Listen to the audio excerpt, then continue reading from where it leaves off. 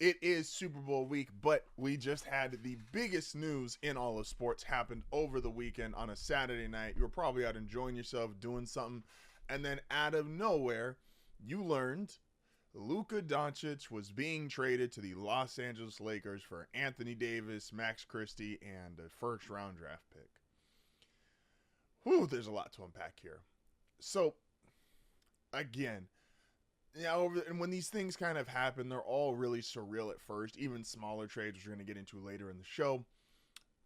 But it all feels surreal the first 24 to 48 hours after a star-level player or higher gets traded. So when you add in the fact Luka Doncic, who to some people will argue he is the best, one of the two best, one of the three best players in the league, it adds to that. And I want to take a couple different perspectives looking at this trade, and I think they're the more uncommon perspectives.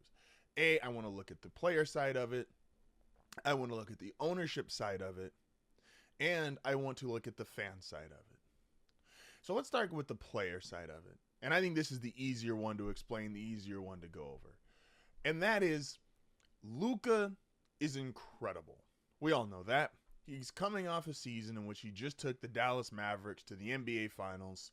Yes, there's some questions and concerns about his weight, which we're finding out since the trade are apparently even more prevalent than Dallas ever let on.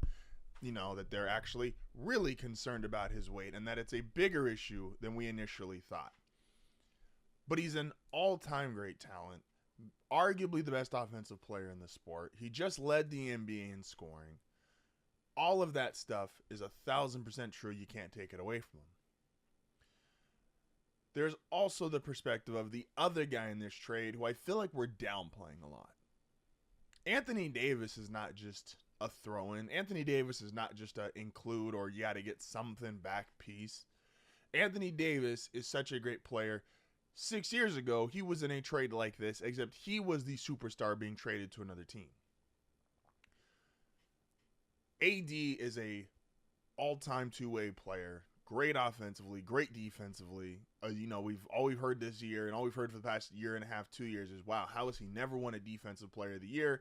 He's a guy that can get you 25 to 30 points. He can get you several blocks, be an anchor on defense. He is a great player in his own right. But he is also 32, which is why I think a lot of people have issue with this of why are we trading a 32 or 25-year-old in Luka Doncic for a 32-year-old in Anthony Davis. But again, I don't want to, just for the sense of making a point or sounding clever or to be witty, I don't want to downplay the level of player that Anthony Davis is. He's great. All-timer. He's a champion. Was great for the Lakers while he was there. You know, all that stuff is true. Luka is, however, and this is where we're going to kind of we're going to transition from player into ownership. Luka's a more unique player. We will, with all due respect to Anthony Davis, we will see other great two-way players, especially at big men. We will see other guys who come in this league, average 24, 25 a game, can get you multiple blocks, be great defensively.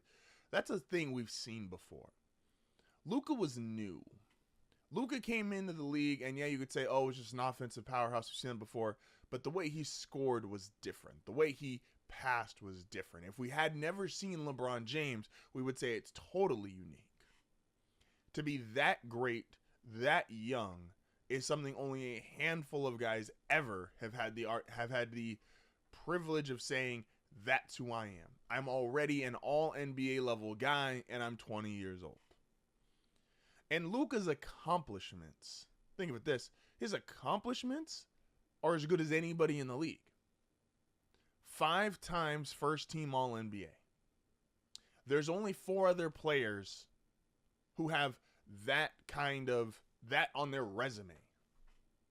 Harden has it. Giannis has it. Steph doesn't have it. LeBron obviously has it. And KD. Steph Curry, one of the greatest players, maybe 10, 11 greatest players we've ever seen. He doesn't have any first team all NBAs. Only 5 dudes actively. Kawhi Leonard, a guy who obviously has injury concerns, but a guy who's playing, we all acknowledge, one of the best in the league. He doesn't have 5 first team all NBAs.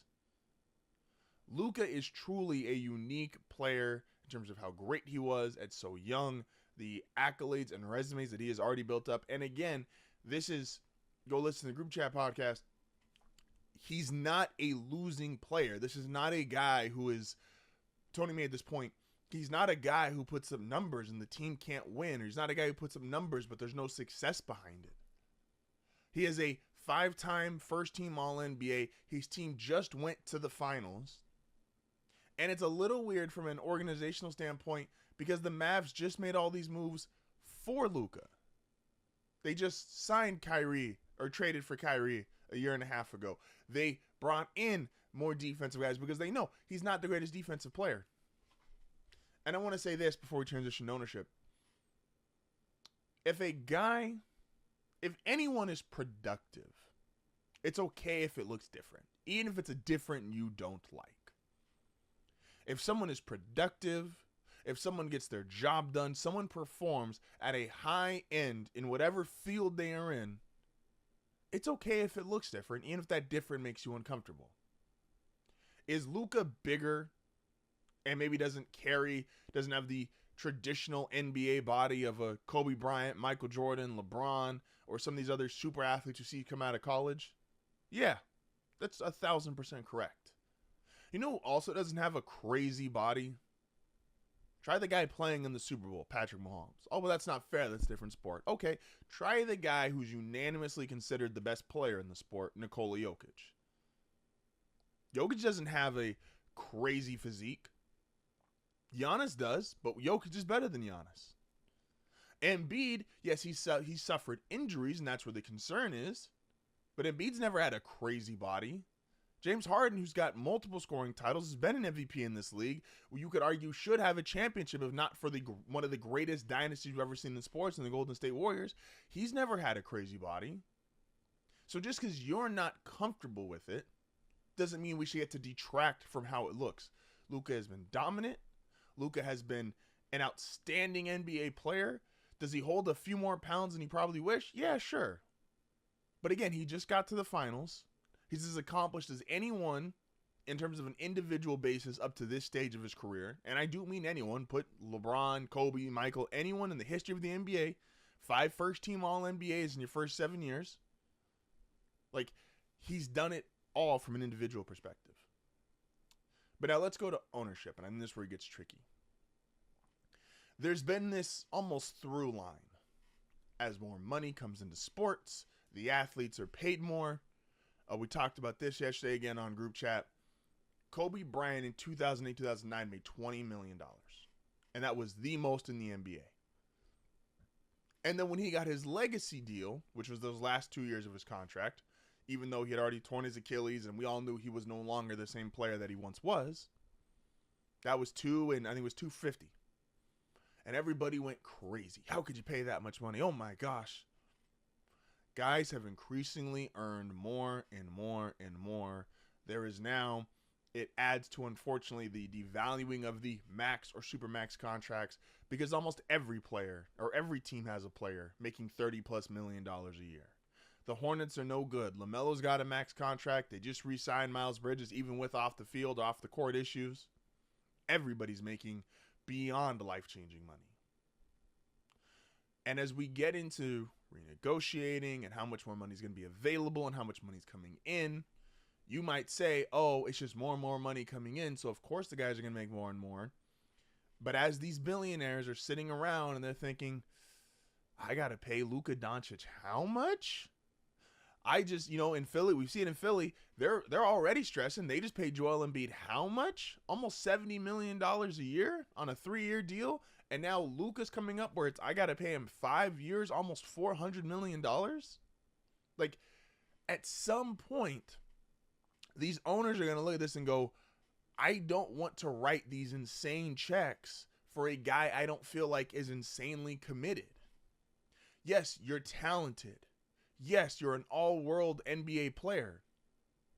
But if I'm paying you $50, $60, $70 million a year, I also want you to be an all-world employee. I do want not to demonize the position, but I do want somewhat of a yes man. I want someone who's going to be there for the public events. I want someone who's going to be there and rep the logo on their shirt. I want someone who's going to be for the company and is going to go above and beyond not just what their talent at base level allows them to do. I want someone who's extremely involved. I want someone who's extremely cooperative. I want all these other things because I have to pay you $50 million a year. And remember how taxes work, guys. You might not see that just because you get paid $70 million. They have to actually pay you that amount of money. You're not going to see it all, but they have to actually write the check, and that money is to leave their account. And do you want to pay someone like Luka Doncic 5 years, $345 million, if you feel like every year he just kind of punts on the first 20 to 30 games of the season because he has to play his way back into shape because he didn't put in a lot of time in the offseason? Again, this Joel Embiid, we talk about this all the time, even in other sports. Just because the CBA was a certain way, and just because guys, everyone's in a position to now make a whole bunch of more money, and everyone's going to keep getting rich and rich and rich, they don't want to be the Philadelphia 76ers owner paying Joel Embiid all this money. And if you didn't see the graphic this weekend, Joel Embiid, if he doesn't turn it around this season and play a significant amount of games, he's going to almost go 50-50 in terms of games played and games missed. No one wants to pay $60 million for a guy who's going to give them 50-50. People aren't going to want to pay Luka or James Harden during the end of his Houston stint when he wasn't fully committed. You're not going to want to pay these guys 50, 60, $70 million. That's insane. And they're not going to be totally committed. That's why that trade, we all saw the number, by going from the Mavericks to the Lakers. And I think this is a true point of ownership. And all these owners talk. Don't get it confused. All these owners talk. All these owners are listening to each other. All these owners there's only a handful of people to take advice from. And when they all sit down in the same room, they don't want to pay. Luka lost out on $100 million by being traded from the Mavericks to the Lakers. And you could say maybe long-term it'll be great for his career, et cetera, whatever. He could potentially make more ad money or a bigger star in Los Angeles versus Dallas. But $100 million is the difference. Over $100 million is the difference in the deal between him signing a supermax with Dallas or signing a max with LA. The owners don't want to pay these guys that much money and them only be half-assed about their job. Remember, this is a job. And it's why it was always, out of all the unfair things LeBron's ever been criticized for, his contracts are number one on that list. LeBron, yes, does he always get a max contract? 1,000%, and he always deserves it. And he doesn't request trades. He plays out his contract. He commits to it, not just in the offseason, not just during the season, but in the offseason, the amount of money he spends on his body. He is 1,000% committed to being the best NBA player that he can. And a lot of these guys aren't built like that. A lot of these guys, it's a job. They're really good at it. And that's what they do. And if that's what the Dallas Mavericks feel like Luka was turning into, a Joel Embiid, kind of there, kind of not, misses too many games, not in shape, then I get why they traded him. I 1,000% get it. And again, to our player point, Anthony Davis is not a scrub. Let's move to the last part, which I think has a lot of people frustrated, myself to some degree included, which is the fans angle in this. And yes, fans, the reality is you put a lot of time, money, energy, and emotion into these sports teams, and the reality is you make no difference. You could support, and they'll still trade your favorite player. You could support, and they'll still move to a new city. All that stuff is true. But where I think fans, and even some executives now, as they're in this position and it's their job and their livelihood, why was the only option for the Mavericks, or do they feel like the only option was, I got to trade him to the Lakers for Anthony Davis? Yes, Anthony Davis is a superstar. Anthony Davis is an all-time great player. Anthony Davis is a champion. All that stuff is true.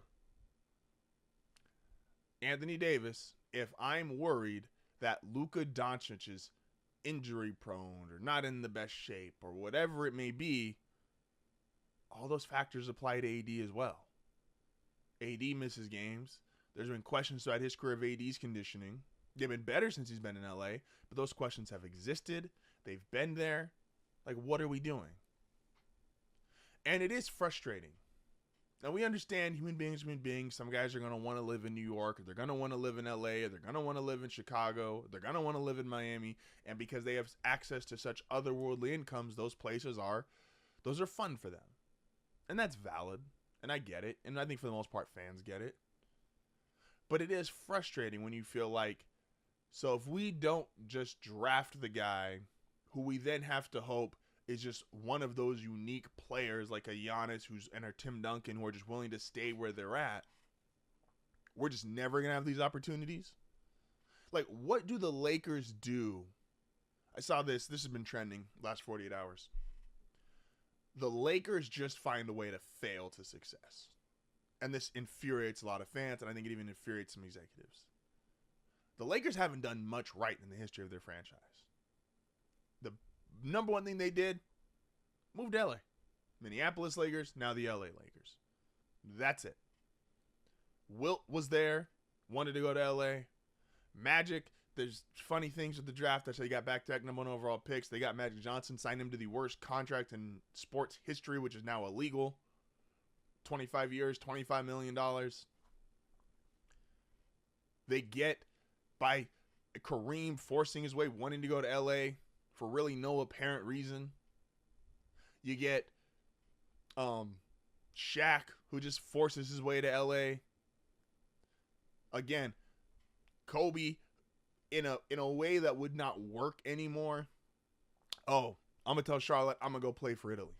If you said that now, they would look at him and say, we'll see you in training camp, bud. And then you go through post-Kobe. You're dysfunctional throughout most of Kobe's tenure. You get Shaq, you get titles. Dysfunctional Kobe, can't get to the playoffs. Then you get Powell, get 2 more titles. Then you get the end of Kobe's career. No really good or great players around him besides Pau Gasol. Then you get the post-Kobe, dysfunctional, one of the worst records in the league. And LeBron just wakes up and goes, I want to go to LA. And because of his agency and friendships and Anthony Davis also being there, now it's like, Anthony Davis, we're going to force you to LA. Like, this franchise just fails up. And that's frustrating. Because we'd like to think in sports that your success, we all know circumstances matter. Like, we all know trust fund kids exist. We all know you could just be born into a certain family and you're going to have an easier life or a better life than if you're born to another family. But it is frustrating when that's right in your face. The Lakers were finally doing okay on their own merit, kind of. They bring J.J. Redick, who's kind of their guy. You know, Austin Reeves is a draft pick. Connect's a draft pick. They just shipped out D'Angelo Russell. LeBron and AD finally have a good rhythm going. And now we're just going to go, well, now you have Luka Doncic, who, if he gets his weight under control and decides he wants to be that guy, you now just failed into a top 5 player, top 3 player in the NBA? Okay. And yet you have teams out here like Sacramento has to trade away De'Aaron Fox because they've got their own cap situations or their own team situations where they can't hold on to them. And the Lakers are just given superstars. And I do think fans are the same way fans are growing impatient and angry with how the Dodgers are spending in baseball. I think these last 48 hours since they were just given Luka, I saw a tweet, I'll end it on here. I saw a tweet and it was Victor Wembanyama in a Lakers jersey and just said #soon. And the reality that a lot of fans looked at that and went, you know what? Probably right. It probably is just inevitability that we are 20 of the 30 teams are just holding spots to help develop other teams' future all-stars. And that's unfortunate.